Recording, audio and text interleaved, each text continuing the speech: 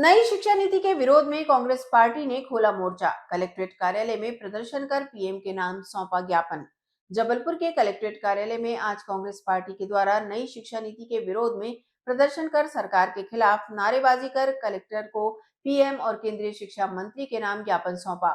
जहां कांग्रेस नेता सौरभ नाटी शर्मा ने कहा कि जिस प्रकार से केंद्र सरकार ने नई शिक्षा नीति लागू की है वह छात्र छात्राओं के ऊपर मनमानी है, जिसमें सबसे बड़ी खामी पहली से नववीं तक के छात्र छात्राओं के लिए कोचिंग क्लासेस को बंद कराना है।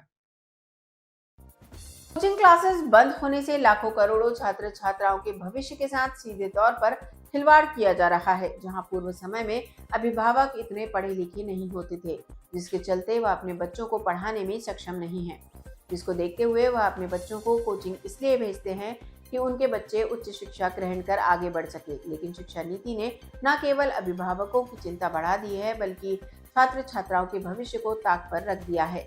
पहली से नववीं तक छात्र छात्राओं का आगे की शिक्षा को लेकर बेसिक होता है। अगर वही कमजोर हो जाएगा तो बच्चे आगे की शिक्षा कैसे ग्रहण करेंगे।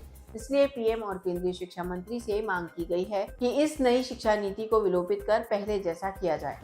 जबलपुर से वाजिद खान की रिपोर्ट।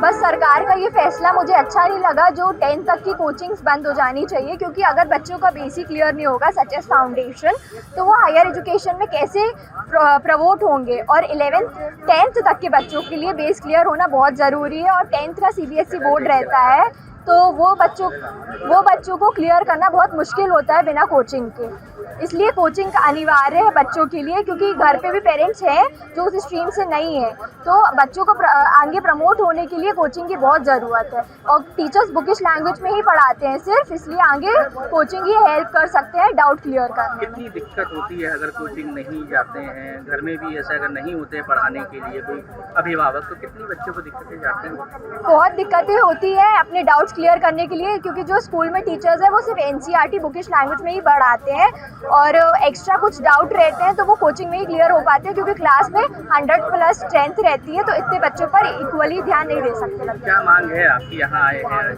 क्या मांग करते हैं सरकार? बस कोचिंग चालू हो जाए 1st to 10th तक के बच्चों के लिए। नाम कृतिका बाल्मीकि। क्या मांग?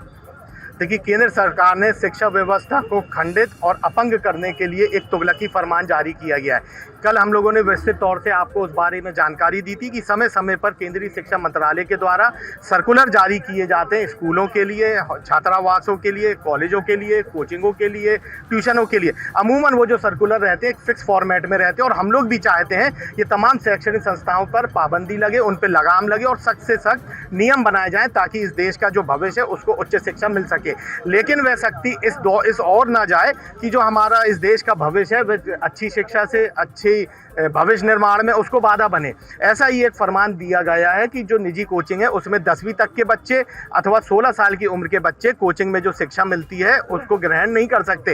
एक स्वाभाविक सी बात है कि कोई भी अभिभावक अगर वह अपने समय पर पढ़ नहीं पाया, अशिक्षित रहा है, लेकिन वर्तमान समय में मेहनत करता है और चाहता है कि उसका जो घर का बच्चा है वो आगे चल के बहुत अच्छी शिक्षा लेते हुए बड़े बड़े आयाम तय करे, लेकिन चूंकि वो अशिक्षित है वो उसको घर पे नहीं पढ़ा सकता, इसलिए वह अपना पेट काट के अपनी आय का एक बड़ा हिस्सा उसकी शिक्षा में लगाता है कि एक अच्छी शिक्षा उसका बच्चा ग्रहण कर सके।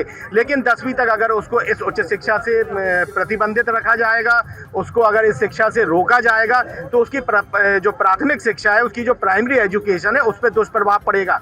जब बच्चा जन्म लेता है शिक्षा उसके लिए एक नई चीज़ होती है, धीरे धीरे वो स्कूल जाता है, फिर कॉलेज जाता है। 10वीं तक की जो उसकी प्राथमिक शिक्षा होती है वो या तो उसका टीचर स्कूल में कराता है या ट्यूशन और कोचिंगों में कराता है। लेकिन इस सबसे केंद्र सरकार ने जो उनको वंचित रखने का तुगलकी फरमान जाहिर करा है, इसका दुष्परिणाम इस देश के भविष्य में पड़ने जा रहा है। इस केंद्र सरकार का इसके पीछे क्या मानस है, किस वर्ग को वे उपकृत करना चाहते हैं। हाँ, मगर ये बात जरूर है कि इस देश का सबसे बड़ा जो वर्ग है इस फरमान के चलते उसके भविष्य अंधकार में दिख रहा है, जिसका हम लोग यहाँ पर विरोध करने आए हैं। कलेक्टर महोदय के द्वारा इस देश के प्रधानमंत्री, देश के केंद्रीय शिक्षा मंत्री और मध्य प्रदेश के मुख्यमंत्री को हम लोगों ने ज्ञापन प्रेषित करा है कि शीघ्र अतिशीघ्र उस सर्कुलर से आप उस कंडिका को विलोपित करें और उन बच्चों को, उन अभिभावकों को स्वतंत्र करें और उनके स्वविवेक पे ये छोड़ा जाए वे कोचिंग जा सकते हैं अथवा नहीं जा सकते हैं।